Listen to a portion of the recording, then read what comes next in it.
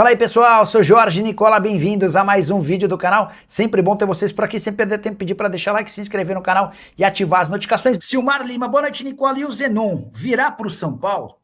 Deixa eu explicar o que eu ouvi de uma pessoa do São Paulo sobre o Zenon. Eu achei que o São Paulo está muito bem informado sobre o Zenon para não ter interesse. Vou ler e vou assistir nas próprias conclusões. Olha lá, quer ver? O Zenon, declaração de um dirigente do São Paulo. O Zenon é um atleta jovem, de grande projeção, multifuncional, com muita qualidade técnica. Teve uma ida frustrada à Europa. Eu não perguntei para essa pessoa do São Paulo, desculpa, foi uma falha minha, mas especularam que ele quase foi para o Alavés. Não sei se foi isso que o frustrou, mas a pessoa diz, teve uma ida frustrada à Europa e baixou o rendimento. Aí ela completa, não fizemos nenhuma proposta nele, até porque os valores devem ser bem altos. Essa parte final de que os valores devem ser bem altos me pareceu estranho. Eu duvido que o São Paulo fosse levantar todas essas informações, fosse conhecer tão bem o Zenon, para nem pelo menos perguntar, e aí, quanto custa, como é que funciona, tá? Mas de fato é um jogador avaliado em 5 milhões e meio de euros, e é hoje algo fora da realidade do São Paulo. Tomás Martins, Pelicano Alavés fez oferta pelo Zenon e o São Paulo. Tomás, não tenho nenhum contato com representantes do Zenon, nem sei quem são, para ser bem preciso, e também não tenho nenhuma fonte no Boca, tá? Nessa história, o que eu consigo é ouvir o pessoal do São Paulo. O pessoal do São Paulo afirma que o Zenon teve uma queda muito grande de produção no segundo semestre por conta de uma negociação frustrada na Europa. Não sei se foi essa do Alavés. E, de fato, no segundo semestre do Zenon foi bem ruim. Estava conferindo a última vez que ele foi titular no Boca. Isso se deu na Copa do Mundo de Clubes, em julho. Tá? Então, ao longo de todo o segundo semestre, ele não foi titular nenhuma vez. Em várias partidas foi para o banco, nem saiu. E em algumas delas jogou só um minutinho. Ele entrou praticamente quando a partida estava acabando. Eu sei que o São Paulo está super atento, gosta demais do moleque, mas eu não sei como é que o São Paulo pode viabilizar uma negociação. E essa fonte do São Paulo com quem conversei disse que nem fez proposta, nem sabe valores. Isso eu duvido, isso eu não acredito, tá? Isso eu já acho que faz parte para não dar mais esperanças para o torcedor. São Paulo ainda não fechou os números de 2025? Ô Jota, eu preciso checar essa história, vou ver isso para você. Mas o que eu posso te contar, cara, é que hoje, por conta do caos do impeachment, não sei se essa resposta os caras vão me passar, mas eu vou mandar aqui, né? Cara, você não tem noção da confusão que está saindo lá, até porque cada dia que passa surge mais uma bomba e todas relacionadas, e cada vez incluindo mais gente do futebol e do clube do São Paulo, né? Da diretoria do São Paulo. Quer ver, ó? O JFP Santos perguntou se o São Paulo ainda não fechou os números de 2025 e a resposta foi não. O Wagner Souza quer saber se o Almada fechou. Paulo Azeredo, Nicola, qual a chance de Alan Melar? E o Meia vem? Paulo, eu tô com a impressão de que o Flamengo só vai liberar o Alan para o São Paulo se o São Paulo permitir que a negociação com o Marcos Antônio avance. E aqui que vem uma das informações exclusivas que eu quero dividir com vocês, vai ser tema de uma live, vai ser tema de um vídeo durante o final de semana, mas como eu não tenho segredo com vocês, eu vou antecipar para vocês a informação. O Flamengo quer muito comprar o Marcos Antônio, promete uma proposta pesada.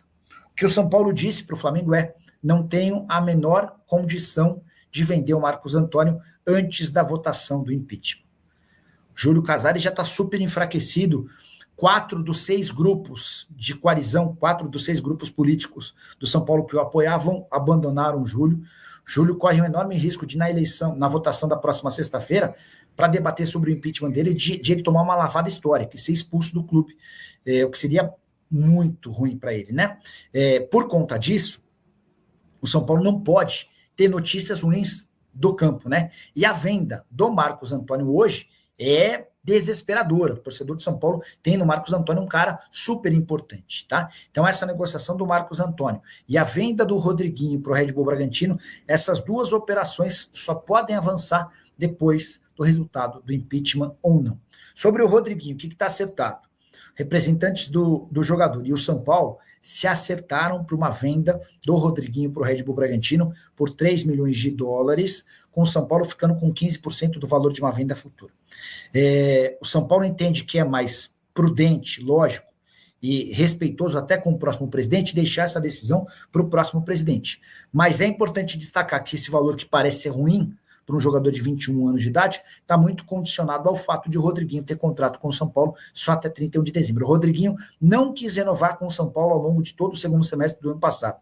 Lembro de perguntar uma vez por semana, ou para o Rui Costa, ou para o Belmonte, ou para o Júlio Casares, e aí a renovação, estamos tentando, está difícil, o empresário não responde, o empresário está... Enfim, no final das contas, não houve a renovação, e agora o Rodriguinho tem a faca e o queijo na mão. Se o São Paulo não vender agora, Rodriguinho, a partir da metade do ano, pode assinar um pré-contrato com o Red Bull ou com qualquer outro clube, saindo de graça do São Paulo em dezembro. Então é algo como pega 3 milhões de dólares agora e 15% de uma venda futura, ou não pega nada. O que vocês fariam no lugar dos dirigentes do São Paulo?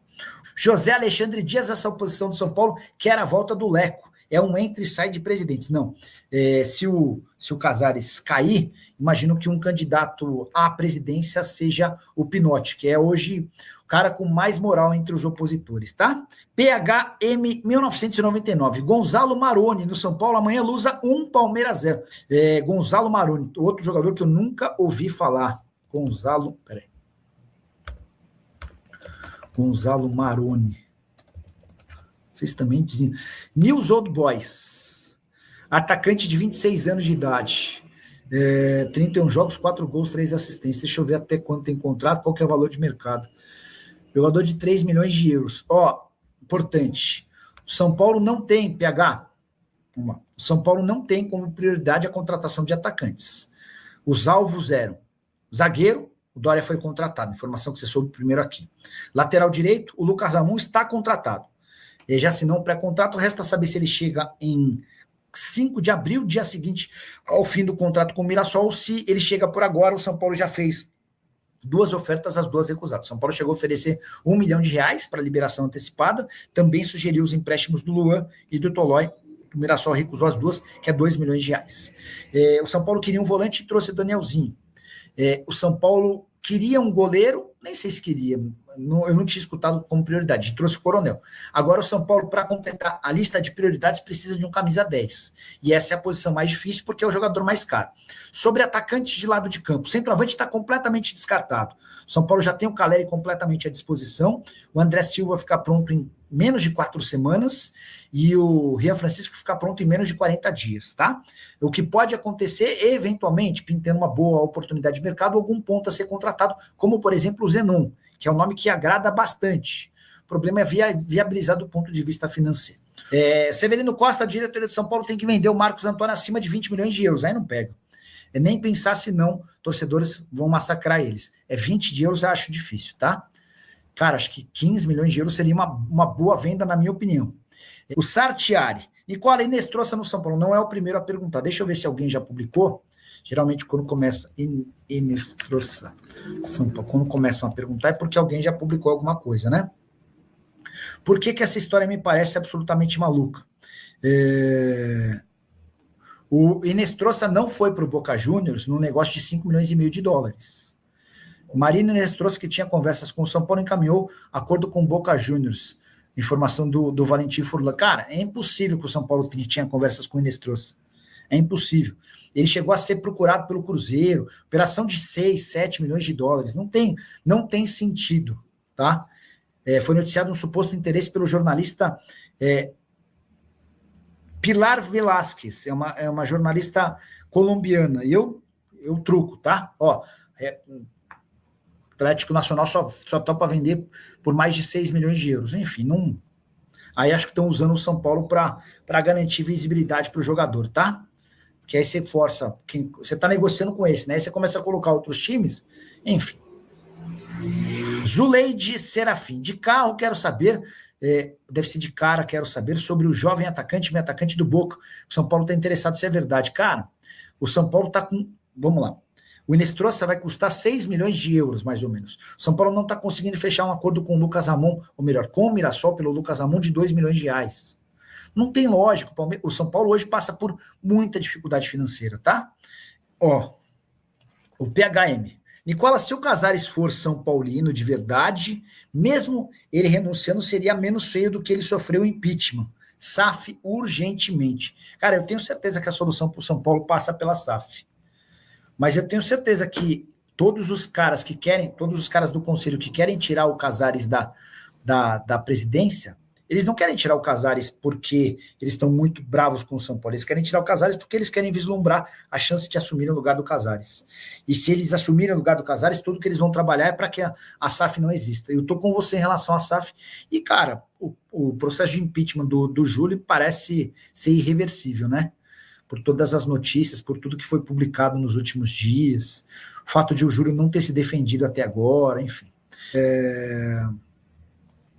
E aí, Nicola, boa noite. O Alan vai para o Corinthians ou para o São Paulo? Hudson, eu acho que é o risco real de ele não ir para nenhum dos dois, porque a ideia do Flamengo inicial era vendê-lo, tá? Tanto o Corinthians quanto o São Paulo querem o jogador por empréstimo. O que pega pro São Paulo? O Flamengo topa emprestar para o São Paulo, mas quer colocar o negócio em definitivo do Marcos Antônio, o que é muito ruim para o São Paulo, especialmente na semana da votação do impeachment do presidente. Digamos que o São Paulo aceite uma proposta do Marcos Antônio e venda ele para o Flamengo, para ter o Alan.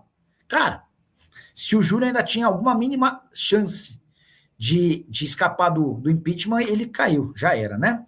Edson Pinheiro, membro do canal do Nicola e torcedor do São Paulo. Casares mudou até a interpretação do estatuto para aumentar o número de votos para o impeachment. É o fim da picada, ele não percebe a vergonha que está passando. Só para explicar esse contexto, o pedido da oposição era para que com 171 votos o Júlio caísse. O Júlio requisitou e conseguiu, com o presidente do Conselho Deliberativo, Outem Aires de Abreu, que fossem necessários 195 votos, aplicando uma lei do fórum qualificado, tá bom? Mário César Hiroshi. Nicola, o São Paulo pagou os salários atrasados e o Alan tem data limite para vir ou não? E aí o jogador do Boca, o Zenon, tem chance? Cara, o São Paulo adora o Zenon, mas a justificativa é de que é um cara muito fora da realidade financeira do São Paulo. Sobre o Alan, não tem data limite, até porque o Flamengo condiciona um empréstimo do Alan para o São Paulo à venda do Marcos Antônio. E se o São Paulo vendeu o Marcos Antônio antes do processo de impeachment, aí que o Júlio Casares caiu, tá? Me anima mais o Dória que o Alan. Estamos parecendo uma concessionária de tantos volantes. É que assim, eu não consegui... O São Paulo já contratou o Danielzinho. Se vai manter o Marcos Antônio, não tem por que trazer o Alan. O Alan não é 10. A menos que o São Paulo decida jogar com 3 volantes, né? Com o Danielzinho, tem até o Pablo Maia, o Alan, o Marcos Antônio. Para que tudo isso de volante? Eu acho que o Edson está coberto de razão. O Alan não é 10. Se o São Paulo está contratando o Alan para o Alan ser 10, está fazendo um baita equívoco, tá? Tem muito volante de fato. São Paulo tem o Pablo Maia, tem o Alisson, tem o Marcos Antônio, vai trazer, enfim. Está coberto de razão, eu estou concordando com você, tá bom? Vamos lá. O Corinthians está em busca de um volante, alguém que exerça a função do Maicon. O primeiro nome pensado pelo Dorival Júnior foi do Alisson, que pertence ao São Paulo. Vocês vão lembrar que quando o Dorival chega ao São Paulo, o Alisson estava meio encostado, sem tanto espaço, como meio atacante. E o Dorival traz o Alisson para jogar de volante e o futebol do Alisson cresce muito. O Dorival vai embora do São Paulo e o Alisson acaba perdendo um pouquinho de espaço, tá?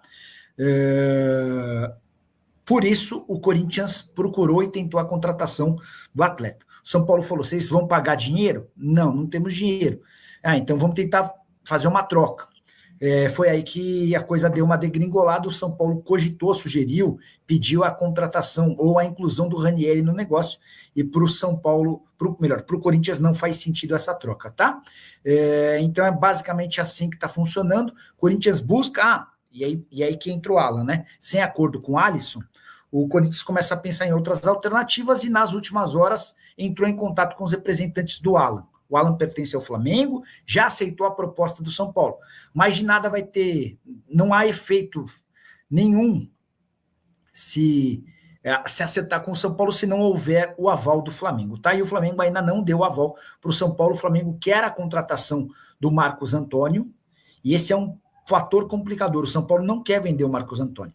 Então, o Flamengo meio condicionou, até te libero o Alan, a gente chega a um acordo, mas eu preciso que você aceite que a gente faça uma negociação com o Marcos Antônio. E é nesse contexto que o Corinthians entra na parada pela contratação do jogador, tá bom? Fala pessoal, estamos aí com atualizações importantes do São Paulo.